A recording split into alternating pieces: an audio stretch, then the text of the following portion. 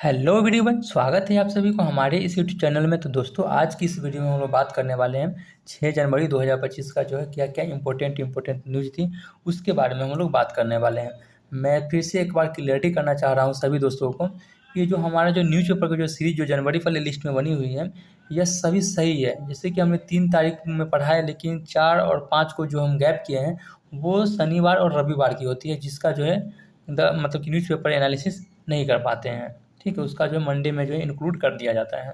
चलिए आगे हम बात करते हैं कि आज का जो खबर क्या था। खबर में हम बात करते हैं कि ह्यूमन मेटा न्यूमोनो वायरस जो है एक तरह से जो देखने के लिए मिला है, या जो है एच एम पी वी का जो एक तरह से जो है हम उसी को हम बात करते हैं ह्यूमन मेटा न्यूमोनो वायरस। चलिए इसके बारे में थोड़ा देख लेते हैं कि एच जो है देखने के लिए वायरस हमें मिला था, जैसे कोविड-19 के जो पीरियड आया था उसके बाद जो है केरल में जो काफ़ी ज़्यादा जिसका जो है प्रकोप जो है देखने के लिए मिला था। तो एच वायरस जो है क्या होता है उसके बारे में देखिए पहला नंबर बात तो यह बताया गया कि इसे जो है 2001 में जो है खोजा गया था। दूसरी नंबर बात यह भी माना जाता है कि यह जो है न्यूमो विरिडे परिवार से संबंधित है। कौन सी वायरस? एच यानी कि ह्यूमन मेटान्यूमोनो वायरस जो है एक तरह से हम बात करते हैं न्यूमोविरिडे परिवार से संबंधित है। और इससे एक संबंधित एक और जो है वायरस है जिसका नाम क्या है? रेसिपिरेटरी सिंसिटियस वायरस। इसको भी ध्यान रखने वाली बात है क्योंकि पीटी के पॉइंट से जो है पूछा जा सकता है। न्यूमोविरिडे परिवार से संबंधित एच वायरस है और इसी से संबंधित जो है रेसिपिरेटरी सिंसेटिस वायरस भी जो है इसी से संबंधित है। अब हम बात करते हैं कि जो एच वायरस है यह जो है सभी लोगों को जो प्रभावित करता है। कैसे? खासकर जो है बच्चों को जो काफ़ी ज़्यादा जो है प्रभावित करता है, मतलब यंग एज को भी प्रभावित करता है, ओल्ड एज को भी प्रभावित करता है। तो इसके फीचर्स क्या है कि यह जो है सभी वर्ग के लोगों को जो है प्रभावित करता है। और एक तरह से देखा जाता है इसके बारे में कि यह जो है श्वसन तंत्र से जो है संबंधित रोग है। ठीक है, सॉरी रोग नहीं है, श्वसन तंत्र को जो है प्रभावित करता है, ये वायरस है। ठीक है, रोग नहीं है। ठीक है, चलिए अब हम बात करते हैं कि इसकी फैलाव की हम बात करते हैं, इसका जो फैलाव कैसे होता है। तो श्वसन बूंदों से फैलाव होता है। वही दूसरी तरफ हम बात करते हैं किसी व्यक्ति के साथ जो है हाथ मिलाते हैं तो उससे भी जो है फैलाव जो है देखने के लिए मिलता है। इसकी लक्षण की हम बात करते हैं तो 3 से 5 दिनों में जो है इसका जो है लक्षण जो है दिखने के लिए मिल सकता है। और हम बात करते हैं वर्तमान समय में जो है एच की जो है कोई भी टीका जो है उपलब्ध जो है नहीं है। तो हमने यहाँ तक देख लिया कि एच वायरस क्या है। मेन मुद्दा यहाँ पर जो है एच वायरस ही पढ़ना था। चलिए आगे देखते हैं। अब हम बात करते हैं कि सूचना मंत्रालय के द्वारा जो है सुरक्षा से संबंधित जो है नियम दिया गया है। क्या नियम दिया गया है कि आम लोगों से विचार और राय लिया जाएगा। किस चीज़ के लिए? डेटा प्रोटेक्शन के लिए। ठीक है, डेटा सुरक्षा के लिए जो है एक तरह से बोला गया है कि देखिए आप लोग जाइए, फील्ड में जाइए और एक तरह से जो आम पब्लिक लोग जो है उनके से जो है संवाद कीजिए, उनका जो एक तरह से जो है फीडबैक लीजिए। मामला क्या है उसको देखते हैं। आप इसे जो है GS3 से भी देख सकते हैं। ठीक है, साइंस एंड टेक्नोलॉजी के संदर्भ में भी देख सकते हैं और एक तरह से जो है सरकारी पहल से भी देख सकते हैं, इसको जोड़ सकते हैं। ठीक है, जो भी मतलब कि लगे, जो अब आप मेंस प्रैक्टिस करते हैं उस समय आप इसे जो है देख सकते हैं। अब इसका पृष्ठभूमि हम देखते हैं कि डिजिटल व्यक्तिगत डेटा संरक्षण अधिनियम 2023 को लागू करने के लिए जो है केंद्र सरकार की तरफ से यहाँ पर 2 चीज़ देखने के लिए मिलता है। इसका पृष्ठभूमि क्या किया गया है कि जो डेटा संरक्षण अधिनियम 2023 में लाया गया था, इसको जो केंद्र सरकार की तरफ से जो लागू किया जाएगा, इसके लिए जो केंद्र सरकार ने क्या काम किया है, ड्राफ्ट डिजिटल व्यक्तिगत डेटा संरक्षण नियम 2025 जारी किया गया है। और इसी के संदर्भ में जो लोगों से जो है फीडबैक लिया जा रहा है। ठीक है, और हम बात करते हैं कि जो ड्राफ्ट डिजिटल व्यक्तिगत डेटा संरक्षण नियम 2025 जो है इसका उद्देश्य क्या है। इसका उद्देश्य क्या है कि व्यक्तिगत डेटा की सुरक्षा और उल्लंघनों के लिए जो कानूनी ढांचा जो है प्रदान किया जाएगा। जैसे कि आप हम सभी लोग जानते हैं कि हमारा डेटा उतना सिक्योर नहीं है। आए दिन फ़ोन पे पर किसी फ्रॉड का कॉल आता है, बहुत सारे ट्राई का मैसेज आते रहता है अंतर्राष्ट्रीय कॉल संबंधित, तो एक तरह से हमारा डाटा सिक्योर नहीं है। वही दूसरी तरफ आप आज के डेट में भी देख सकते हैं कि AI का ज़माना हो गया। काफ़ी ज़्यादा कहीं ये देखा जाता है कि हमारे सारा डाटा उनके पास रहता है। किसी अननोन पर्सन का कॉल आता है तो उसमें देखा जाता है कि हमने उससे कभी डील नहीं किए, चाहे किसी भी प्रकार का अपना जो भी प्राइवेसी होती है शेयर नहीं की है, नाम हो गया, आधार कार्ड हो गया, पिता का नाम, जो जगह प्लेस जो भी, लेकिन उनको ऑलरेडी जो है सारी चीज़ जो है मालूम होता है। तो इसके लिए जो है काफ़ी ज़्यादा जो है इम्पोर्टेंट हो जाएगा और इसके लिए जो कानूनी ढांचा जो है प्रदान किया जाएगा। थोड़ा हम डेटा के बारे में देखते हैं कि हमारे पास डाटा कैसे कैसे होते हैं और कौन सी डेटा जो काफ़ी ज़्यादा जो इम्पोर्टेंट होता है और कौन से जो है नॉर्मल होता है, हमें भी वो भी जानकारी होना चाहिए। तो डेटा जो है 2 प्रकार का होता है, जिसमें हम पहला देखते हैं व्यक्तिगत डाटा हो गया और दूसरा हम बात करते हैं गैर व्यक्तिगत डाटा हो गया। व्यक्तिगत डाटा में हम बात करते हैं जिसके माध्यम से लोगों की जो है पहचान जो है की जा सकती है, और गैर व्यक्तिगत डाटा क्या होता है, जिसके माध्यम से जो है लोगों की जो है पहचान जो है नहीं किया जाता है। अब प्रावधान हम बात करते हैं, तो इसके लिए जो क्या प्रावधान दिया गया है, तो जो ड्राफ्ट कमेटी समिति की सॉरी ड्राफ्ट डिजिटल व्यक्तिगत डेटा संरक्षण जो 2025 लाया गया है, इसमें प्रावधान क्या किया जाएगा। इसमें प्रावधान की हम बात करते हैं तो डेटा फिड्यूसरीज डेटा फिड्यूसरीज जो है को जो है उपयोगकर्ता को जो है मतलब कि जो है सही जानकारी देना पड़ेगा। ध्यान से समझिए। हमने देखा क्या कि डेटा प्रोटेक्शन अधिनियम 2023 लाया गया है, जिसके लिए जो है 2025 में लागू करने के लिए जो सेंट्रल गवर्नमेंट के द्वारा जो है एक ड्राफ्ट डिजिटल व्यक्तिगत संरक्षण अधिनियम 2025 जो है लाया गया है। इसके तहत क्या किया जाएगा कि जो है एक डेटा कहते हैं फिड्यूसरी जो है कि जो है स्थापना किया जाएगा, और इसमें क्या किया जाएगा कि उस डेटा फिड्यूसरीज को जो है ये जानकारी देना होगा कि आप जो है कौन सी डाटा एकत्र कर रहे हो, ठीक है, और डेटा क्यों एकत्र कर रहे हो। और दूसरी नंबर बात करते हैं सूची और सहमति के लिए जो स्पष्ट जो है पारदर्शी जो है विवरण देना पड़ेगा। कहने का मतलब यह हो गया, ये थोड़ा नाम जो है ना थोड़ा प्रोनाउंसिएशन में मुझे काफ़ी दिक्कत आ रहा है। डेटा फिड्यूसरीज मान सकते हैं। इसमें बताया गया है कि भाई इसका गठन किया जाएगा और इसमें यह बताया जाएगा, इसका काम यह रहेगा कि भाई कौन सी आप डाटा ले रहे हो उसकी जानकारी देना पड़ेगा, डाटा आप ले क्यों रहे हो उसकी भी जानकारी देना पड़ेगा, और सूची सहमति के लिए जो स्पष्ट और पारदर्शी विवरण देना पड़ेगा। यानी कि हम आपसे जो है अगर आप हमसे डाटा की जो एक्सेस ले रहे हैं, प्राइवेसी हमें ले रहे हैं, तो आप हमें सूचना दीजिए, हम उसके साथ जो है पार्टिसिपेट करेंगे, देखेंगे कि वह जो है ट्रांसपेरेंसी है या नहीं है। उसके बारे में हमारे पास जो है निर्णय होगा कि हम आपके साथ जो है डाटा शेयर करें या फिर ना करें। इसीलिए जो है डेटा फिड्यूसरीज की जो है स्थापना किया जाएगा। चलिए आगे देखते हैं।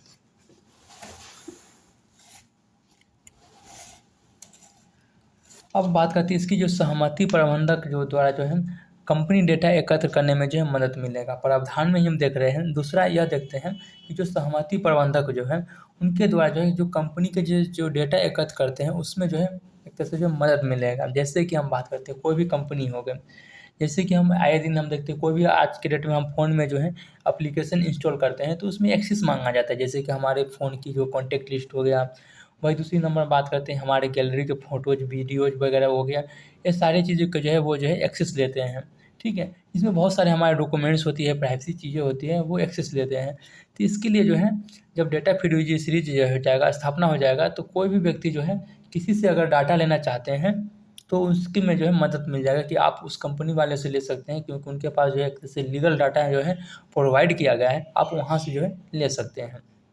वहीं दूसरी तरफ एक और प्रावधान दिया गया है कि डेटा के जो उल्लंघन करने पर जो है आपको जो है 72 घंटे के भीतर कंपनी की जो है भारतीय डेटा संरक्षण बोर्ड को जो है सूचित करना पड़ेगा। अगर मान लेते हैं कोई भी ऐसा कंपनी है जिसके साथ लग रहा है कि हाँ डाटा का मिसयूज हो गया या फिर डाटा कुछ अनबैलेंस हो गई है, तो उसको जो है एक तरह से हम बात करते हैं भारतीय डेटा संरक्षण बोर्ड को जो है सूचित करना पड़ेगा 72 घंटों के भीतर। स्थापित नहीं है लेकिन सरकार के द्वारा अभी तक यह भी देखा जाता है कि ये जो भारतीय डेटा संरक्षण बोर्ड जो है सरकार के द्वारा जो है स्थापित नहीं है, ठीक है। अब बात करते हैं कि डेटा को जो आप लंबे समय तक अगर बात करते हैं उपयोग नहीं होने पर जो है 72 घंटों के भीतर जो है सूचना देकर जो है हटा दिया जाता है। कोई भी ऐसा डेटा है जिसका आप उपयोग नहीं कर पाते हैं, जैसे कोई भी कंपनी अगर आपकी डाटा लिया, अगर वो 72 घंटे तक उपयोग नहीं कर पाता है तो एक तरह से जो है सूचना देकर जो है उसको जो है 72 घंटों के भीतर जो है हटा दिया जाएगा कि चलिए आप इसका जो है मिसयूज कर सकते हैं। इसकी वजह से जो है 72 घंटों के भीतर जो इसको जो है हटा दिया जाएगा। अब हम बात करते हैं कि इसमें जो है बच्चों की डाटा के जो है सुरक्षा की हम बात करते हैं। तो बच्चों की डाटा की जो है सुरक्षा में हम बात करते हैं, बच्चों के डेटा जो है संरक्षित करने के लिए जो है माता पिता से जो है सहमति जो है सुनिश्चित किया जाएगा। एक और अच्छा फीडबैक है जैसे कि हम जो किड्स जो हो गए, बच्चे जो हो गए, उनके एक तरह से देखा जाए कि उनकी डाटा को जो है किस तरह से जो है मतलब कि इकट्ठा किया जाएगा, तो इसके लिए जो उनके माता पिता से जो है परमिशन लिया जाएगा, जो कि डेटा फ्री सीरीज के जो एक तरह से जो प्रावधान के तहत हम लोग देख रहे हैं। ठीक है, इसमें क्या क्या देख लिया कि जो एक तो उस कंपनी की मतलब किस प्रकार का डाटा एकत्र करेंगे उसके बारे में जानकारी देना पड़ेगा, डाटा क्यों एकत्र किया जा रहा है उसके बारे में जानकारी दिया जाएगा, और सूची सहमति के लिए जो स्पष्ट विवरण भी दिया जाएगा। बच्चे के जो है डेटा के बारे में भी सिक्योर के बारे में बताया गया है। अब हम बात करते हैं कि जो ड्राफ्ट डिजिटल व्यक्तिगत संरक्षण 2025 है, इसमें कुछ चुनौतियां भी हैं। जैसे कि हम बात करते हैं कि आयु की जो है सत्यापन की जो है अभाव की देखने के लिए मिल सकता है। क्या अभाव देखने के लिए मिल रहा है कि इसमें जो कौन सी वर्ग के जो आयु का जो है डाटा लिया जाएगा, इसका जो है एक तरह से जो क्लियरिटी नहीं है, इसकी जो है पूरी जो है क्लियरिटी नहीं दिया गया है। वही दूसरी तरफ हम बात करते हैं बच्चे के माता पिता का डाटा जो है किस प्रकार जो है संग्रहित किया जाएगा, इसके बारे में भी जो है जानकारी नहीं है। कि हालांकि जब बच्चे का डाटा लिया जाता है तब बच्चे के माता पिता से जो है उनकी जो सहमति लिया जाएगा, लेकिन बच्चे के माता पिता से भी जो डाटा लिया जाएगा तो किस आधार पर लिया जाएगा, इसकी जो कोई भी क्लियरिटी नहीं है। चलिए आगे देखते हैं।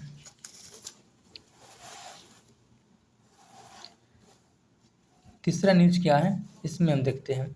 तो जो केंद्रीय पोत परिवहन मंत्रालय, सबसे पहले एक देखिए, केंद्रीय पोत परिवहन मंत्रालय द्वारा जो है ग्रेट निकोबार द्वीप पर जो है उच्च स्तरीय पर्यटनों और जहाज निर्माण व मरम्मत यार्ड जो है विकसित करने की जो है योजना जो है प्रस्तावित किया गया है।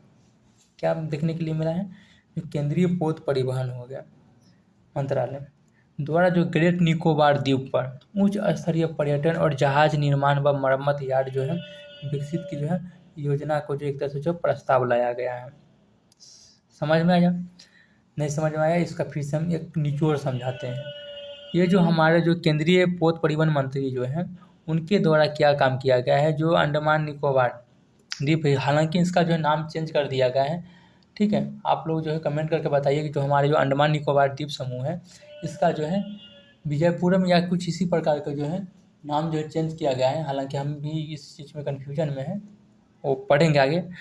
ठीक है, इस समय रिकॉल नहीं कर पा रहे हैं, उसका नाम चेंज किया है। तो वहाँ पर क्या काम किया जाएगा कि जो ग्रेट निकोबार द्वीप है उच्च स्तरीय पर्यटन और जहाज निर्माण व मरम्मत यार्ड का जो है मतलब कि विकास की जो है योजना जो है किया जाएगा, उसके लिए एक प्रस्ताव आया है। बताया जाता है कि इसके बारे में क्या है कि यह जो है ग्रेट निकोबार विकास योजना का जो है एक तरह से हिस्सा है। ठीक, वही दूसरी तरफ हम बात करते हैं, यह जो है योजना जो है 72 करोड़ का था। और हम बात करते हैं योजना में जो है शामिल क्या है, तो योजना में हम शामिल की हम बात करते हैं गलाथिया में एक अंतर्राष्ट्रीय कंटेनर शिपमेंट बनाया जाएगा। यह जब किसके संदर्भ में देखा जाता है, तो ग्रेट निकोबार विकास योजना के तहत।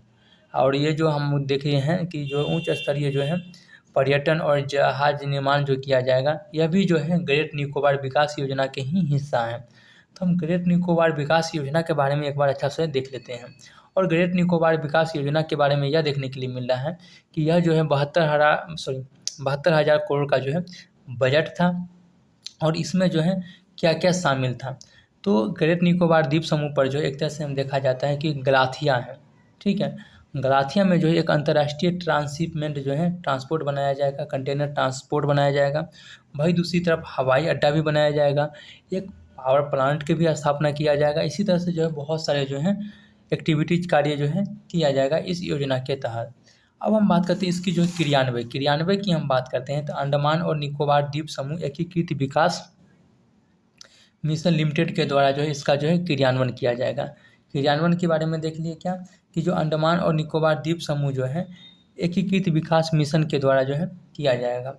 अब हम बात करते हैं इसकी महत्व क्या है, किसकी महत्व, तो ग्रेट निकोबार विकास योजना का जो है महत्व क्या है। तो सेना की जो तैनाती से जो है हिंद महासागर में जो है मजबूती मिलेगा। वही दूसरी तरफ हम बात करते हैं सैन्य क्षमता को जो है मजबूती मिलेगा। तो दो इम्पोर्टेंट जो है यहाँ पर महत्व देखने के लिए मिल सकता है।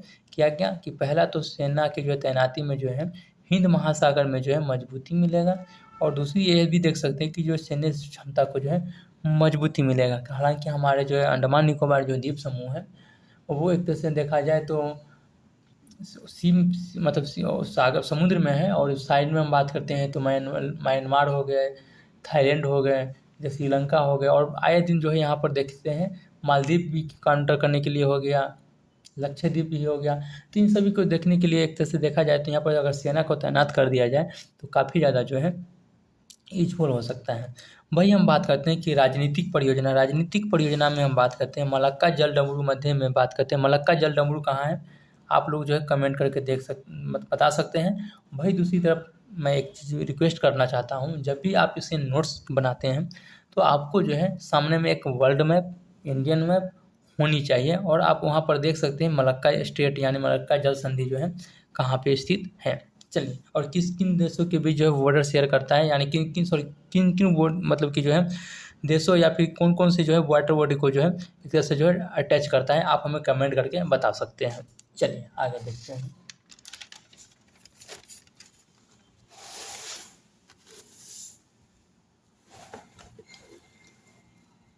ये जो ग्रेट निकोबार जो है द्वीप समूह पर जो योजना की हम बात करते हैं, इस परियोजना के संदर्भ में हम बात करते हैं, कुछ चिंताएं भी जो है दिखाया गया है, जिसमें चिंताएं क्या हैं कि जो स्वदेशी जनजातियों पर जो एक तरह से जो प्रभाव देखने के लिए मिल सकता है। हालांकि ऐसा क्यों हम बोल रहे हैं, क्योंकि अंडमान निकोबार द्वीप समूह जो है इस पर बहुत सारे जो है एक ट्राइबल्स पाए जाते हैं और वो उनके ऊपर जो है काफ़ी ज़्यादा जो है इस तरह से अगर परियोजना का विकास होता है, जैसे कि वन को काटा जाएगा, उनका पर्यावास की जो क्षति होगा, वो लोग एक स्थान से दूसरे स्थान तक जो है पलायन करेंगे, तो उसमें जो काफ़ी ज़्यादा जो है दिक्कत का जो है सामना देखने के लिए मिल सकता है। वहीं दूसरी तरफ हम ये भी देख सकते हैं कि जो पारिस्थितिकी के लिए जो है खतरा भी होगा। भूकंपीय घटना के लिए कभी एक तरह से जो चिंता जो है जाहिर किया जा सकता है। ठीक है, कि आए दिन देखा जाए तो भूकंप वगैरह आते रहता है। अगर इस तरह के जो इंफ्रास्ट्रक्चर डेवलपमेंट किया जा रहा है, तो अगर मान लेते हैं कि काफ़ी ज़्यादा तीव्र गति से अगर मान लें कि भूकंप आया, तो एक तरह से जो है नुकसान जो है देखने के लिए मिल सकता है। तो एक तरह से ये भी जो है चिंता का जो है विषय बनता है। चलिए, अब तो यहाँ तक जो है समझ में आ गया होगा दूसरा न्यूज़ क्या था, जो भी दूसरा न्यूज़ हो उसके बारे में। अब हम बात करते हैं कुछ जो है अन्य न्यूज़ के बारे में देखना चाहते हैं। अन्य न्यूज़ क्या है कि भारत एवं फ्रांस के बीच जो है कुछ युद्ध के बारे में देखने के लिए मिला है, जिसमें हम बात करते हैं थल सेना हो गए और वायुसेना हो गए और जल सेना हो गई। इन तीनों सेना के बीच में जो है कौन कौन सा जो है युद्ध होता है उसके बारे में देखते हैं। तो थल सेना की बात करते हैं तो भारत एवं फ्रांस के बीच जो है अभ्यास शक्ति होता है। वही दूसरी तरफ हम बात करते हैं कि वायुसेना के बीच में हम बात करते हैं तो गरुड़ अभ्यास होता है और जल सेना में हम बात करते हैं तो बरूड़ अभ्यास होता है। तो इन तीनों चीज़ों के बारे में हमने देख लिया कि भारत और फ्रांस के बीच में जो है तीनों सेना के बीच जो है कौन कौन सा जो है युद्ध होता है। फिर से एक बार मैं रिमाइंड करना चाह रहा हूँ, थल सेना के साथ जो है अभ्यास शक्ति का आयोजन किया जाता है, वायुसेना के साथ जो है गरुड़ अभ्यास किया जाता है और जल सेना के साथ जो है बरूड़ अभ्यास किया जाता है। गरुड़ और बरूड़ है, ध्यान देने वाले दोनों गरुड़ नहीं है। और यूपीएससी 2024 के जो एग्ज़ाम हुआ था उसमें जो पूछा गया था कि शक्ति अभ्यास क्या है और बांग्लादेश के बारे में जो कुछ पूछा गया था, इसके बारे में पढ़ेंगे। तो क्वेश्चन था, मैंने देखा था, तो इससे पूछा जाता है यूपीएससी क्वेश्चन, ठीक है, प्रीलिम्स में। ऐसे तो जब भारत और फ्रांस का जो संबंध के बारे में लिखेंगे मेंस में, तो उसमें जो है इसको जो कोटेशन के रूप में या फिर कहीं भी एक पॉइंट आती है तो इसको जो है हम लोग लिख सकते हैं।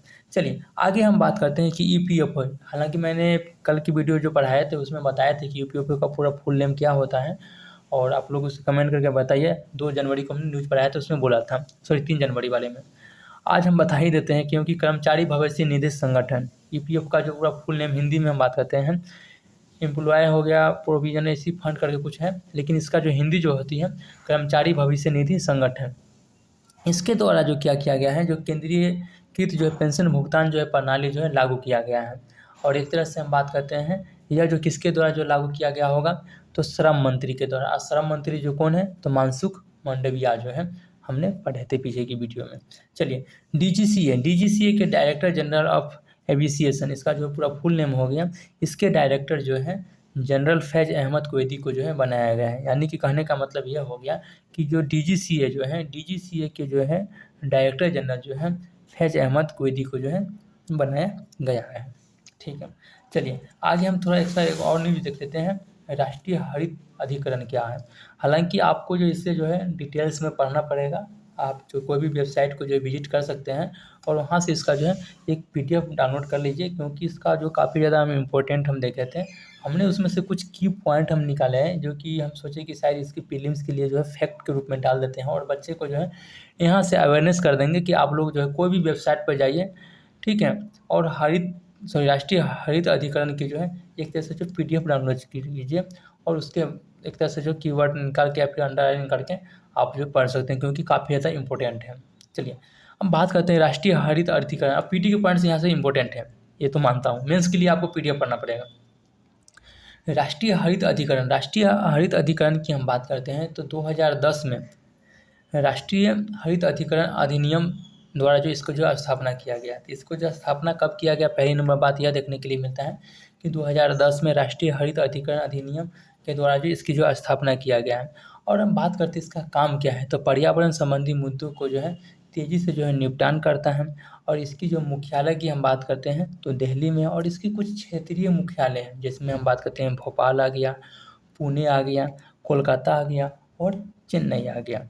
ठीक है, मुद्दों को निपटाने के लिए जो 6 महीने के जो है भीतर होता है। अगर हम बात करते हैं कि आप कोई भी मुद्दा आता है, ठीक है, पर्यावरण से संबंधित मुद्दा आता है, तो इस मुद्दे को जो है आपको जो है 6 महीने के भीतर जो है निपटान करना पड़ता है। इसके जरिए जो निपटान जो है किया जाता है। इसकी हम संरचना की हम बात करते हैं तो एक अध्यक्ष भी होते हैं जिसका नियुक्ति जो है इसमें जो एक अध्यक्ष होते हैं जिसकी नियुक्ति जो है भारत के जो है मुख्य न्यायाधीश के जो है परामर्श पर, यानी कि जो भारत के जो है मुख्य न्यायाधीश जो होते हैं, ठीक है, चीफ जस्टिस ऑफ इंडिया जो होते हैं, उनके अगर परामर्श किया जाए तो केंद्र सरकार के द्वारा जो है राष्ट्रीय हरित अधिकरण के जो है अध्यक्ष की जो है नियुक्ति जो है किया जाता है। ठीक है, चलिए आगे एक और न्यूज देखते हैं, छोटा सा न्यूज है जो है बैंकनेट पोर्टल क्या होती है। तो बैंकनेट पोर्टल के जरिए हम यह कर सकते हैं कि जो पुरानी संपत्ति जो हो गई, गाड़ी हो गया, घर हो गया, आवास हो गया, इन सभी चीज़ों को जो है खरीदा जाता है। तो बैंकनेट पोर्टल के द्वारा जो है क्या होता है, इसका इंपॉर्टेंट PTCS के एग्जाम में पूछा जा सकता है। और आप जब मेंस के कोई भी आंसर लिखते हैं तो वहाँ भी जो इसे जो है नोट डाउन कर सकते हैं। चलिए आगे देखते हैं। अब हम बात करते हैं कि पोलावरम प्रोजेक्ट, जो कि एक तरह से हम बात करते हैं आंध्र प्रदेश में जो है गोदावरी नदी पर जो है बनाया गया है। इसका बारे में क्या देखना मुझे मिलता है, तो पोलावरम प्रोजेक्ट जो है आंध्र प्रदेश में जो है गोदावरी नदी पर जो है बनाया गया है। अब हम बात करते हैं कि तमिलनाडु के सरकार द्वारा जो है सिंधु सभ्यता में लिपि पढ़ने वाले जो व्यक्ति होंगे उनको जो है 1 मिलियन की जो है राशि दिया जाएगा। क्या मतलब कि तमिलनाडु सरकार के द्वारा जो है प्रोविज़न लाया गया है कि देखिए अगर आप लोग, हालांकि अभी सिंधु सभ्यता की जो लिपि है उसको जो है पढ़ा नहीं जा सका है, लेकिन अगर कोई ऐसे व्यक्ति है जो कि सिंधु सभ्यता की अगर लिपि पढ़ पाते हैं तो उनको जो है 1 मिलियन की जो है राशि जो है दिया जाएगा।